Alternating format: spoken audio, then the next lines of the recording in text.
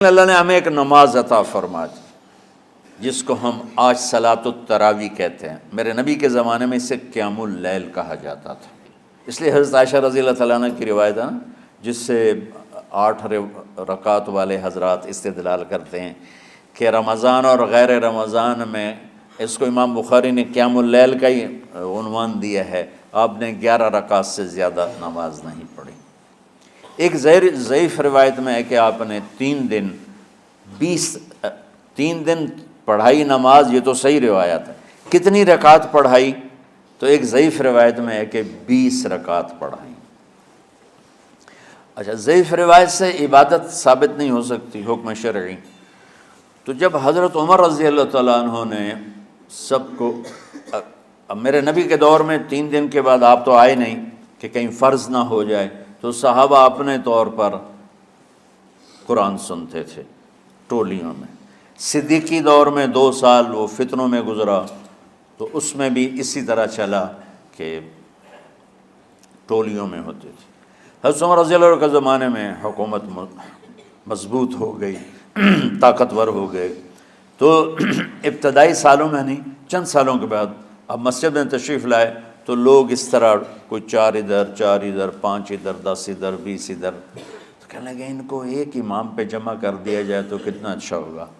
تو آپ نے سب کو اکٹھا کیا اور ابی بن کعب رضی اللہ تعالیٰ عنہ کو امام بنایا اور سب کو ایک نماز پہ جمع کر کے 20 رکعت کا حکم عطا فرمایا۔ تو حضرت عمر کا یہ عمل اس حدیث کو مضبوط کر دیتا ہے کہ چونکہ میرے نبی نے کہا علیکم بسنتی و سنت الخلفاء الراشدین من بعدی، کہ میری اور میرے خلفاء راشدین کی سنت پر مضبوطی سے عمل کرنا۔ تو حضرت عمر کا جو 20 رکعت طے کرنا ہے، اگر ان کا اپنا اجتہاد ہے تو بھی ہمارے لیے عمل کے لیے کافی ہے، اور اگر ان کو یہ یاد ہے کہ میرے نبی نے 20 پڑھی تھیں تو اور زیادہ اچھی بات ہے۔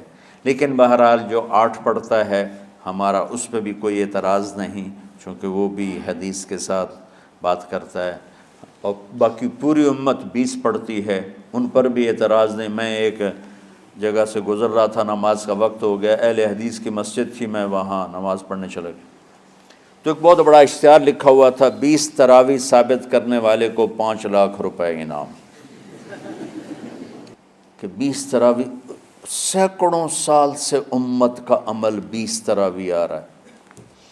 تراویح کا نام جو پڑھا مجھے یوں لگتا ہے کہ اہل مکہ، یعنی اہل مکہ جو تھے نا، وہ 4 تراویح پڑھ کے ایک طواف کرتے تھے، تو وہ آرام کے لیے ہوتا، ترویحہ آرام، تھوڑی دیر کا آرام۔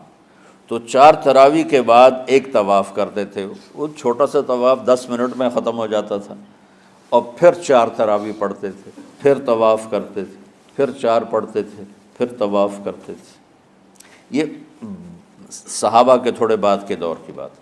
تو مدینے والوں کو پتہ چلا کہ مکے والے تو یہ کرتے ہیں، وہ کہنے لگے اساں کی کریے؟ انہوں نے کہا اسی 40 تراویح پڑھیں گے، 40 رکعت، وہ 40 رکعت پڑھتے تھے۔ تو نوافل میں کوئی سختی نہیں کہ بھائی 8 سے زیادہ نہیں پڑھنی، بدعت ہو جائے گی، اور 20 پڑھنا بدعت ہے، یہ سب جہالت کی بات ہے۔ اور یہ 8 پڑھ رہے ہیں یہ غلط ہے، یہ بھی حماقت کی بات ہے۔ جو صحیح حدیث سے دلیل پکڑ کے کوئی عمل کرتا ہو تو بھائیو اس سے بحث نہ کیا کرو، مناظرہ نہ کیا کرو، یہ بہت نادانی والی بات۔ اور امت کا خلق، لاکھوں کروڑوں انسانوں کا ایک عمل پہ جمع ہونا، یہ بذات خود اس کی طاقت کی ایک دلیل۔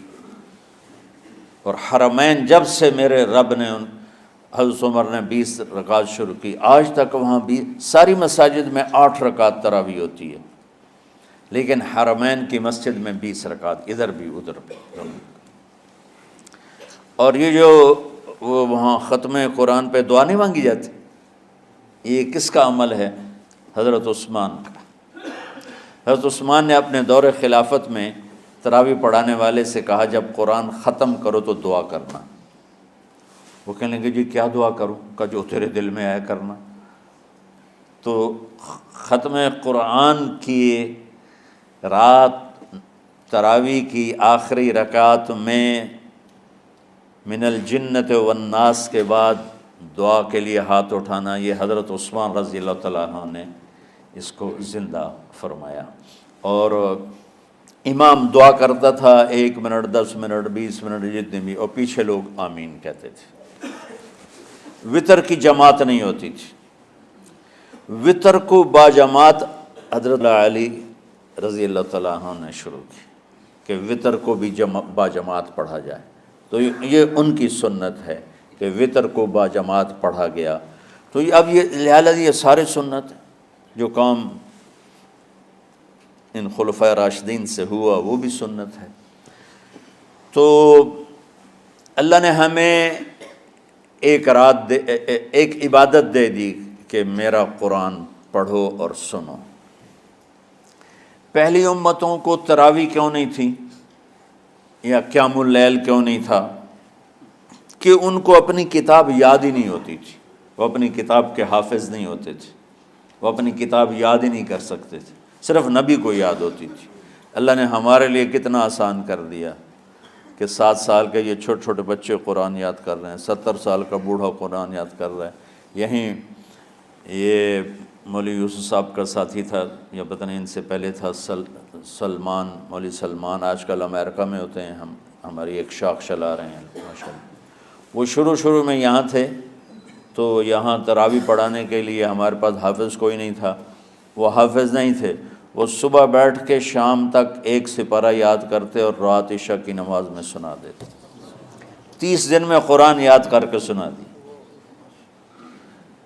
مطلب یہ سنی سنائی بات نہیں، ہمارے اسی حسنین، اسی ممبر اور محراب کی بات کہ یہیں اسی مسجد میں انہوں نے صبح سے مغرب تک یاد کرتے تھے اور پھر عشاء میں کھڑے ہو کے سنا دیتے تھے۔ پیچھے ہوتے تھے لقمہ کوئی دینے والا شاید، لیکن بہت خوبصورت پڑھ کے 1 دن میں یاد کر کے سنا دیا۔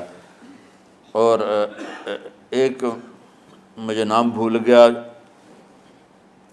کہ 3 دن میں قرآن یاد کیا، 10 سپارے 1 دن میں یاد کیے، 10 دوسرے دن میں یاد کیے، 10 تیسرے دن میں یاد کیے۔ وَلَقَدْ يَسَّرْنَا الْقُرْآنَ لِلذِّكْرِ فَهَلْ مِن مُدَّكِرٍ۔ تو اللہ تعالیٰ نے اس کو نصیحت کے لیے بھی آسان کیا ہے اور یاد کرنے کے لیے بھی آسان کیا ہے۔ کوئی کتاب پہلے یاد نہیں ہوتی تھی کسی کو، ماشاءاللہ تم میں کتنے حفاظ بیٹھے ہوئے ہیں اللہ کے فضل سے۔ تو اللہ نے ہمیں رات کی نماز عطا فرمائی، اور چونکہ یہ ایک مشقت ہے تو میرے نبی نے کہا یہ رات کی نماز کے ہر سجدے پر 1500 نیکی لکھی جاتی، 1500 نیکی لکھی جاتی۔ اور اللہ تعالیٰ ہر سجدے پر جنت میں ایک محل بناتا ہے جس کے 60,000 سونے چاندی کے دروازے ہوتے، اور ایک درخت اس کے لیے لگاتا ہے جس کے نیچے 100 سال گھوڑا دوڑ سکتا ہے۔ تو رمضان کا اہتمام آپ رجب سے شروع فرما دیتے تھے۔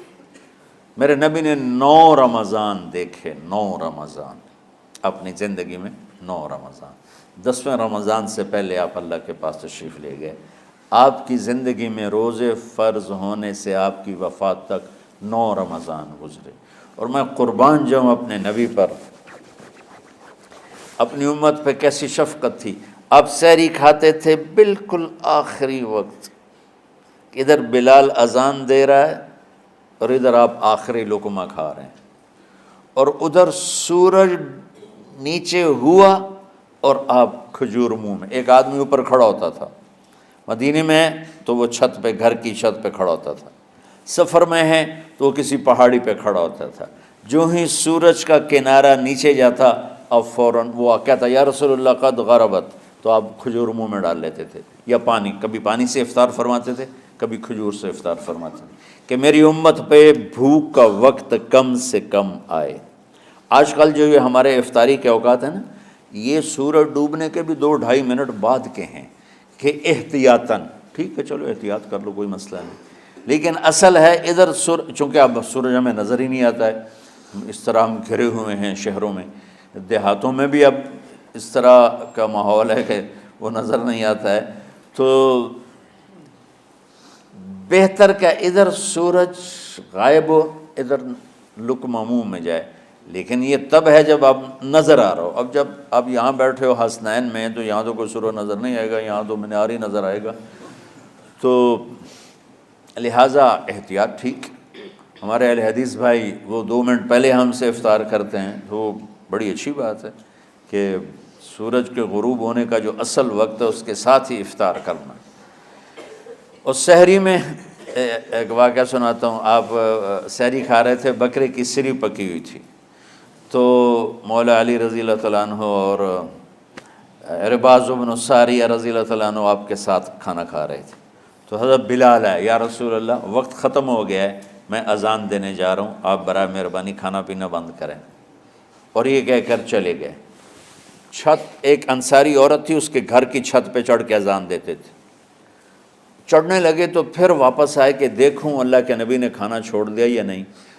آ کے دیکھا تو وہ کھا رہے تھے۔ انہوں نے کہا یا رسول اللہ واللہ لقد اصبحت، یا رسول اللہ اللہ کی قسم سحری کا وقت ختم ہو گیا، صبح ہو گئی۔ تو آپ نے ہاتھ پیچھے کر لیا، کہہ رہے تیرا بھلا ہو بلال، ابھی وقت باقی تھا، تیرے قسم کھانے پر اللہ نے اس کو پہلے نکال دیا کہ تیری قسم کہیں جھوٹی نہ پڑ جائے۔ تو حضرت علی نے فرمایا کہ اگر بلال قسم نہ کھاتے تو جب تک میرے نبی کھاتے رہتے صبح صادق نہیں ہونی تھی۔